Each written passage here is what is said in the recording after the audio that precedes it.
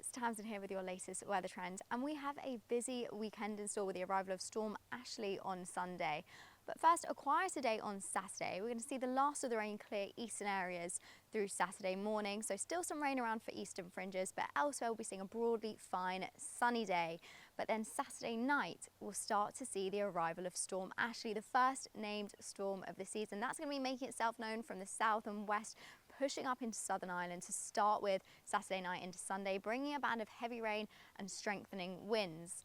Now, those winds will be strengthening and growing further into Sunday, with winds reaching as high as 80 miles an hour for southern and western coastal areas, particularly from Belmallet down to Skibbereen. But even inland, winds could be gusting up to 65 miles an hour. So a really windy day to come through Sunday.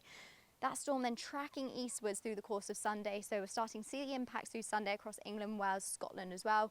Again, for those western coastal areas, particularly northwest Wales, northwest England, western Scotland, again we could be seeing gusts of 50 to 60 miles an hour, generally pushing northwards later in the day and feeling the effects further south at first. But again, even inland we'll still be seeing pretty strong winds, but those winds will be decreasing further east. So for southeast England, London, eastern portions of England, gusts generally nearer to 40 miles an hour, but you can check out the wind radar to see exactly how high the winds will be for your area. Now that band of heavy rain will also be tracking eastwards. Behind that main band we'll see further outbreaks of rain pushing in, possibly some thundery downpours too, but again, the main issue is really the winds, a really widely windy picture, and that brings with some issues for this time of year. Now the first being, so early in the autumn, a lot of trees are still in full leaf, and that's detrimental because the leaves act like sails, provide more resistance, less through flow, and basically can be far more detrimental than storms later in the year when the trees have more bare branches.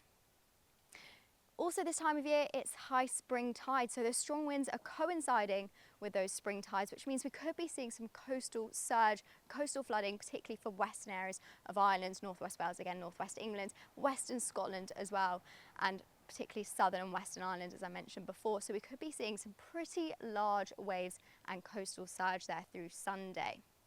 Now, later through Sunday is very gradually an improving picture. That rain then clears away. Winds will be slowly easing through Sunday night and into Monday. Still some outbreaks of rain on Monday. It is an improving picture through the rest of the week. We have high pressure ridging in for a time, so we could see a drier and more settled outlook through the rest of the week. But that doesn't then last too long, because by the end of the week, we're back to business as usual with a low pressure system bringing more wet and windy weather to the UK and Ireland. Through the following week, it then looks changeable. We could see a bit of a north-south split with high pressure sat to the south. We could see drier and more settled conditions to the south and east, but with lows never too far away, waiting out in the wings of the Atlantic, we could be seeing more unsettled weather pushing into northern and western areas. And for the time of year, temperatures will generally be fluctuating above and below average, so pretty close to average, but above and below throughout the outlook. And then as October comes to a close and November opens, it looks like we could see that high pressure spread in more widely, bringing more widely settled conditions.